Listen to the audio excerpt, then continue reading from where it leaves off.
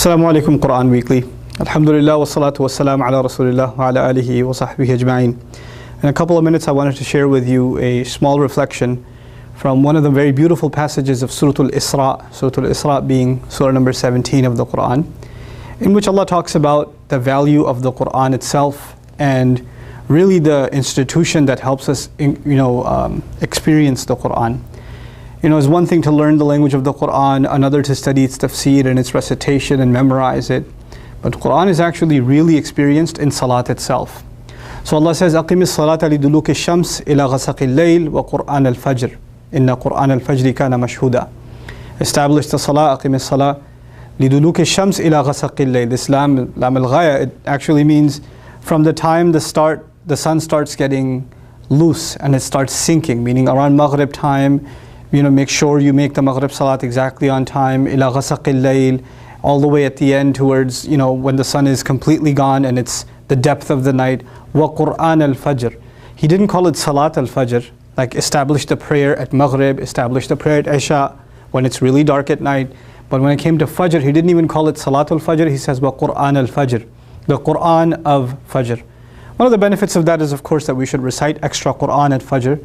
But there's something special about me as a person, me as a Muslim, developing a relationship with the Quran, especially at Fajr.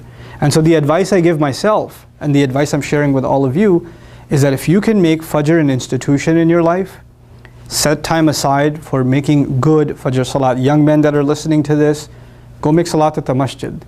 And the days that you do and you sit there and you recite Quran a little bit, if you can dedicate that time and make that a time in your life, then you will notice the spiritual benefits and the worldly benefits of doing that immediately. Inna Qur'an al-Fajri kana mashhuda. Allah says that the Qur'an of Fajr in the same ayah, no doubt about it, it is witnessed. It's such a beautiful thing to say, because the word mashhud means that which is witnessed. So the Fajr of Qur'an, the recitation of Qur'an, the prayer that you recited or that you attended is witnessed. The question is, witnessed by who? That's an hour of the day when most people are asleep. And so even if somebody's walking to the prayer, driving to the prayer, nobody sees them. But Allah says that's the time that is mashhud. Usually things that are mashhud, things that are witnessed, are the middle of the day.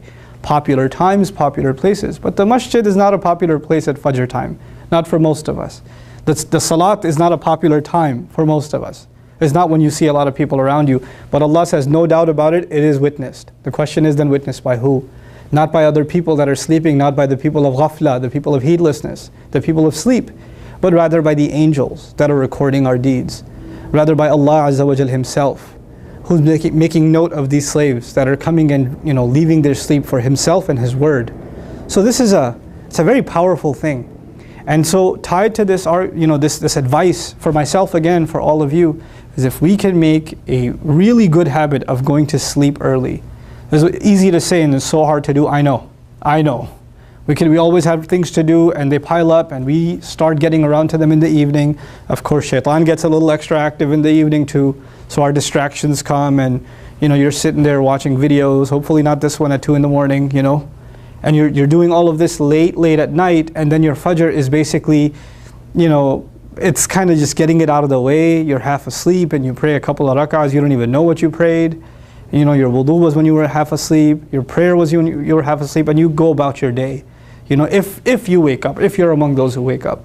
So if we can make a real habit in our lives of going to sleep early, and as a result waking up early and really having the Qur'an of Fajr being given its right, Qur'an al-Fajr. It's one of the few idafas. I don't know of any other idafa in the Qur'an except Qur'anahu, its recital. That the word Qur'an is associated with something else directly like this, with this kind of construction, except with Fajr.